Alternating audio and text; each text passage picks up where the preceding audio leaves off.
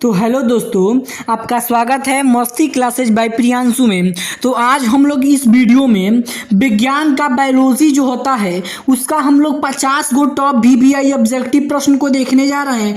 अगर आप इस 50 गो टॉप वीवीआई ऑब्जेक्टिव प्रश्न को याद कर लेते हैं तो आपका बोर्ड के एग्जाम में 10 नंबर फिक्स हो जाता है 10th का बोर्ड एग्जाम में। तो चलिए हम बिना देरी के इस वीडियो को शुरू करते हैं। सबसे पहले का नंबर प्रश्न है कि प्रकाश संश्लेषण की क्रिया में ऑक्सीजन बाहर निकलता है। तो ऑक्सीजन किससे बाहर निकलता है जी? तो जल से। ऑप्शन नंबर ए हो जाएगा। दूसरा है ग्वाइटर अथवा झींगा पनपता है किसकी कमी से? तो आयोडीन की कमी से। ऑप्शन नंबर बी हो जाएगा। अगला है कि कुटपाद किसमें पाया जाता है? तो कुटपाद आपका अमीबा में पाया जाता है। ऑप्शन नंबर सी हो जाएगा। अगला है कि मंड परिसरण के लिए हरे पत्ती पर आयोडीन डालने से पहले पत्ती अल्कोहल में उबाला जाता है किसके लिए? तो आपका ऑप्शन नंबर डी हो जाएगा, इनमें से सभी के लिए। ठीक है। अगला प्रश्न कहता है कि सलाइड को सर्वप्रथम कंपाउंड माइक्रोस्कोप से देखा जाता है। तो ऑप्शन नंबर बी हो जाएगा 10x पर। अगला है कि ग्लूकोज के एक अणु में ऑक्सीजन के कितना परमाणु होता है? तो आपका 6 हो जाएगा। ऑप्शन नंबर बी हो जाएगा। अगला प्रश्न है कि दांत को साफ करने के लिए दंत मंजन पराया होता है। तो दांत को हम लोग साफ करते हैं, जो ब्रश होता है, जो ब्रश में हम लोग लगाते हैं कोलगेट, वह कैसा होता है जी? तो आपका क्षारीय होता है। ऑप्शन नंबर ए हो जाएगा। अगला है कि सभी हरे पौधे होते हैं, कैसे होते हैं जी? तो स्वपोषी होते हैं। ऑप्शन नंबर ए हो जाएगा। अगला प्रश्न कहता है कि वैसा एंजाइम जो कि वसा पर क्रिया करता है, तो वसा पर कौन काम करता है जी? तो लाइपेज। ऑप्शन नंबर सी हो जाएगा। अगला है कि प्रकाश संश्लेषण होता है दिन में कि रात में? तो आपका ऑप्शन नंबर ए हो जाएगा, खाली दिन में होता है। अगला है मृत जीवी का उदाहरण है, इनमें से कौन मृत जीवी का उदाहरण है? तो ऑप्शन नंबर बी हो जाएगा, गोबर छत्ता मृत जीवी का उदाहरण है। अगला है कि पौधों में प्रकाश संश्लेषण का स्थान है। तो पौधों में जो प्रकाश संश्लेषण का क्रिया होता है वो कहाँ होता है? तो पत्तियों के क्लोरोप्लास्ट में होता है। ऑप्शन नंबर बी हो जाएगा।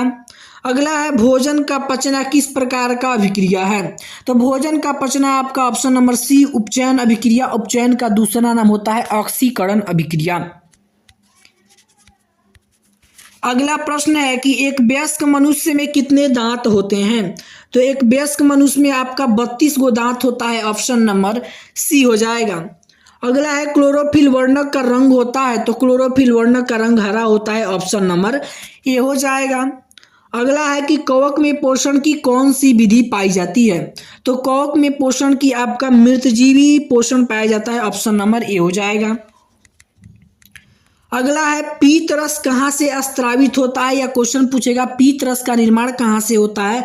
तो ये आपका यकृत से होता है। अगर दूसरा वो क्वेश्चन पूछता है कि पीत का जाकर के कहाँ पे जमा होता है, तो आपका पित्ताशय में जमा होता है।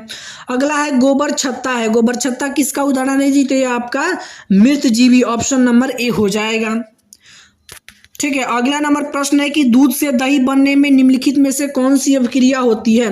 तो दूध से दही बनने में कौन सी अभिक्रिया? तो आपका किण्वन की क्रिया। ऑप्शन नंबर बी हो जाएगा, किण्वन की क्रिया होती है। अगला आपका क्वेश्चन है कि दांतों का कठोरतम भाग कौन सा होता है? तो दांतों का कठोरतम भाग आपका इनामेल होता है। ऑप्शन नंबर बी हो जाएगा।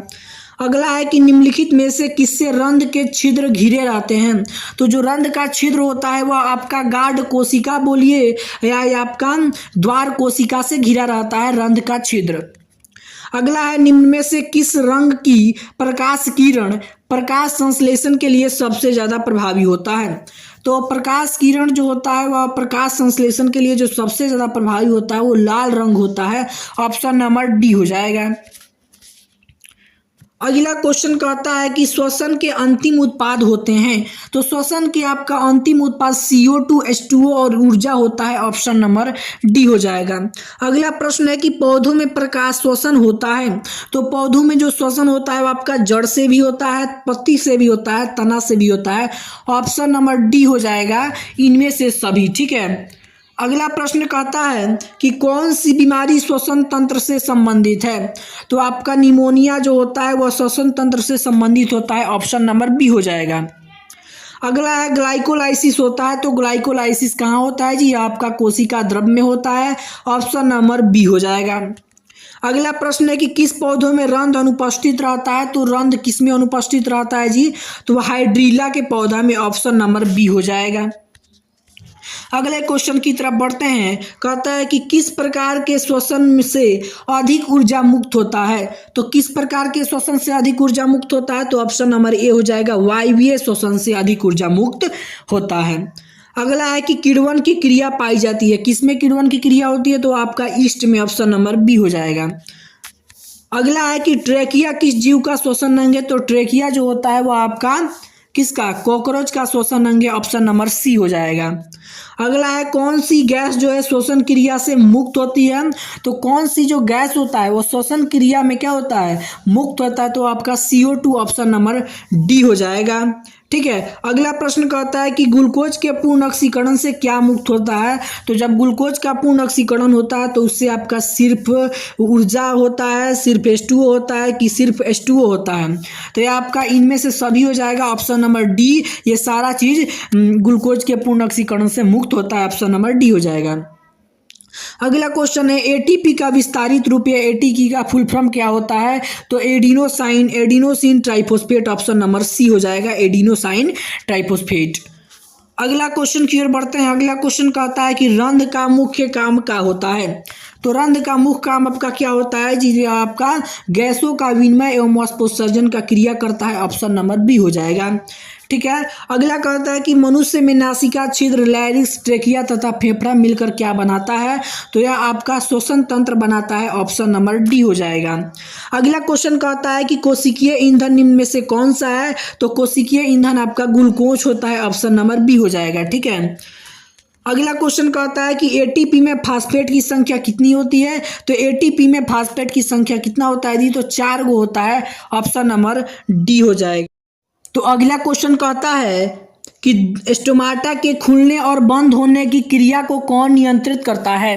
कहता है कि स्टोमाटा जो होता है पौधों में, पत्तियों में, तो उसको खोलने और बंद करने का काम कौन करता है जी? तो वह आपका द्वार कोशिका करता है, ऑप्शन नंबर ए हो जाएगा। अगला क्वेश्चन कहता है कि निम्न में से सबसे तेज धड़कन किसका होता है? तो यह आपका चूहा का होता है, ऑप्शन नंबर बी हो जाएगा। अगला है कि फ्लोएम उत्तकों द्वारा कार्बोहाइड्रेट का परिवहन होता है, किस रूप में होता है? तो आपका सुक्रोज के रूप में होता है, ऑप्शन नंबर डी हो जाएगा। अगला है कि चालनी नलिकाएं पाई जाती हैं, तो चालनी नलिकाएं किस में पाई जाती है? तो यह आपका फ्लोएम में पाई जाता है, ऑप्शन नंबर सी हो जाएगा। अगला क्वेश्चन कहता है कि आरबीसी का जीवन अवधि कितना दिन होता है जी? तो यह आपका आरबीसी का जीवन अवधि 120 दिन होता है, ऑप्शन नंबर ए हो जाएगा। अगला कहता है कि निम्नलिखित में से कौन सा संवहन ऊतक है? तो संवहन ऊतक कौन सा है जी? तो यह आपका ऑप्शन नंबर डी हो जाएगा। फ्लोएम भी है और जाइलम भी है, ये दोनों क्या है? आपका संवहन ऊतक है। अगला है रक्त क्या है? तो रक्त क्या है जी? यह आपका एक ऊतक है, ऑप्शन नंबर ए हो जाएगा। अगला है कि मानव हृदय घिरा हुआ होता है, मानव का जो हृदय होता है वो किस झिल्ली से घिरा रहता है? तो ये आपका पेरिकार्डियम नामक झिल्ली से घिरा होता है, ऑप्शन नंबर ए हो जाएगा। अगला है कि मनुष्य में श्वेत रक्त कोशिका का जीवन अवधि कितना होता है? तो ये आपका जो श्वेत रक्त कोशिका होता है इसका जीवन अवधि 12 से 20 दिन होता है, ऑप्शन नंबर ए हो जाएगा। ठीक है। अगला क्वेश्चन कहता है कि किस जीव में हीमोग्लोबिन नहीं होता है? तो किस जीव में हीमोग्लोबिन नहीं होता है जी? तो ये आपका जो मक्खी होते हैं, छोटे छोटे कीट पतंग, उसमें हीमोग्लोबिन नहीं होता है, इसलिए उस लोग का जो रक्त होता है वो लाल नहीं होता है। ठीक है।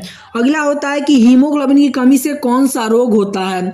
तो हीमोग्लोबिन की कमी से जो आपका रोग होता है वह आपका पीलिया रोग होता है, ऑप्शन नंबर बी हो जाएगा। ठीक है।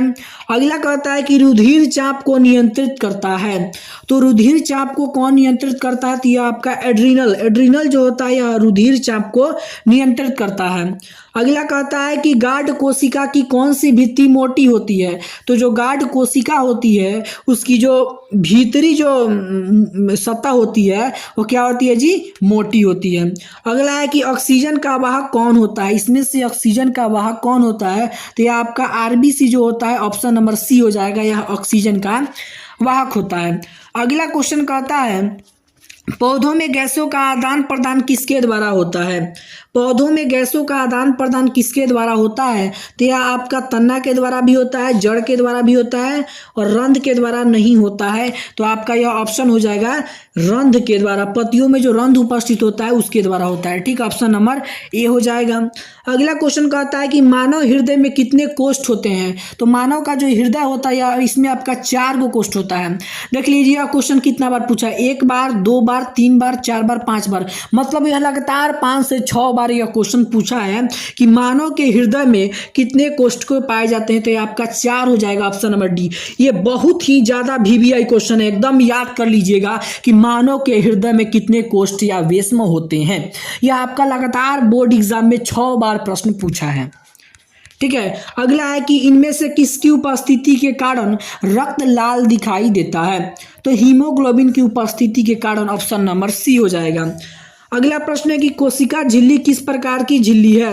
तो यह आपका अर्धपरागमय झिल्ली है, ऑप्शन नंबर सी हो जाएगा। ठीक है, अगला क्वेश्चन कहता है कि निम्नलिखित में से कौन से यंत्र का उपयोग रक्त दाब को मापने के लिए किया जाता है? तो यह आपका ऑप्शन नंबर सी हो जाएगा। स्फाइग्मोमैनोमीटर को हम लोग उपयोग करते हैं रक्त दाब को मापने के लिए। ठीक है, अगला कहता है कि लसिका का रंग होता है। तो लसिका का जो रंग होता है वो हल्का सा पीला होता है। लसिका का रंग कैसा होता है? हल्का पीला होता है। अगला प्रश्न कहता है कि पौधों के वायवीय भाग से जल का स्टोमाटा द्वारा वाष्प के रूप में निष्कासन क्या कहलाता है? तो मतलब पौधों का जो वायवीय भाग होता है उससे जल का जो स्टोमाटा होता है उसके द्वारा वाष्प के रूप में निष्कासन क्या कहलाता है? तो आपका वाष्पोत्सर्जन कहलाता है, ऑप्शन नंबर बी हो जाएगा। ठीक है, अगला कहता है कि खुला परिसंचरण तंत्र किसमें पाया जाता है? तो यह आपका किसमें पाया जाता है जी? तो खुला परिसंचरण तंत्र आपका तितली में पाया जाता है। जितने कीड़े मकोड़े होते हैं उन सभी में क्या पाया जाता है? खुला परिसंचरण तंत्र। ठीक है, तो अगला क्वेश्चन की ओर बढ़ते हैं। अगला क्वेश्चन कहता है कि मानव के गुर्दे का जो आकार होता है वह किसके तरह होता है? तो यह आपका सेम के बीज के तरह होता है। मानव के गुर्दे का आकार सेम के बीज के तरह होता है। ठीक है, ऑप्शन नंबर सी हो जाएगा। अगला कहता है कि निम्न में से कौन हेट्रोक्राइनिन ग्रंथि है? तो यह आपका कौन सा हेट्रोक्राइनिन ग्रंथि है? तो यह आपका जो यकृत होता है इसी को हेट्रोक्राइनिन ग्रंथि कहा जाता है। ठीक है, अगला होता है कि मानव में मूत्र में यूरिया कितना प्रतिशत होता है? तो यूरिया आपका 2% होता है। ठीक है, अगला क्वेश्चन कहता है कि पौधों में उत्सर्जी पदार्थ क्या क्या है? तो गोंद होता है, टैनिन होता है, रेजिन, इनमें से सभी, ऑप्शन नंबर डी हो जाएगा। तो ये भी सवाल लगातार बोर्ड के एग्जाम में 3 से 4 साल पूछा गया है। तो इसको भी एकदम, ये भी आपका जो सवाल है VVI है, इसको भी एकदम याद कर लीजिएगा। ठीक है, अगला सवाल कहता है कि मूत्र का पीला रंग किस वर्णक के कारण होता है? तो मूत्र का जो पीला रंग होता है किस कारण होता है? तो यूरोक्रोम के कारण मूत्र का रंग पीला हो जाता है, ऑप्शन नंबर बी हो जाएगा। ठीक है, कहता है कि डायलिसिस मशीन द्वारा रक्त का शुद्धिकरण की प्रक्रिया क्या कहलाती है? तो ये आपका क्या कहलाता है जी? हीमोडायलिसिस कहलाता है, ऑप्शन नंबर डी हो जाएगा। अगला है कि गुर्दे में उत्पादित मूत्र अस्थायी रूप से संग्रहित होता है। अस्थायी रूप से कहाँ संग्रहित होता है, मतलब जमा कहाँ होता है? तो ये आपका मूत्राशय में जमा होता है, ऑप्शन नंबर डी हो जाएगा। कहता है कि लेटेक्स पाया जाता है। लेटेक्स किस में पाया जाता है? तो ये आपका चीड़ के पौधे में लेटेक्स पाया जाता है, ऑप्शन नंबर ए हो जाएगा। अगला क्वेश्चन कहता है कि वृक्क जो होता है वृक्क सहायता प्रदान करता है। वृक्क किस में सहायता प्रदान करता है जी? तो ये आपका उत्सर्जन के क्रिया में सहायक करता है, ऑप्शन नंबर सी हो जाएगा। अगला क्वेश्चन कहता है कि निम्नलिखित में से कौन मनुष्य का उत्सर्जी अंग नहीं है? तो उत्सर्जी अंग आपका इसमें से कौन सा नहीं है जी? तो यह आपका जो अग्नाशय होता है यह आपका उत्सर्जी अंग नहीं है। तो हम लोग 50 गो टॉप ऑब्जेक्टिव क्वेश्चन को देखिए और अगर आप इस 50 गो ऑब्जेक्टिव प्रश्न को याद कर लेते हैं तो आपका बोर्ड के एग्जाम में आपका 10 नंबर ऑब्जेक्टिव फिक्स हो जाता है। तो अगर हमारा आपको यह वीडियो अच्छा लगा हो तो हमारे वीडियो को ज़्यादा से ज़्यादा लाइक करें और शेयर करें, और ऐसे ऐसे वीडियो को देखने के लिए अभी जा करके मस्ती क्लासेज बाय प्रियांशु को सब्सक्राइब करिए।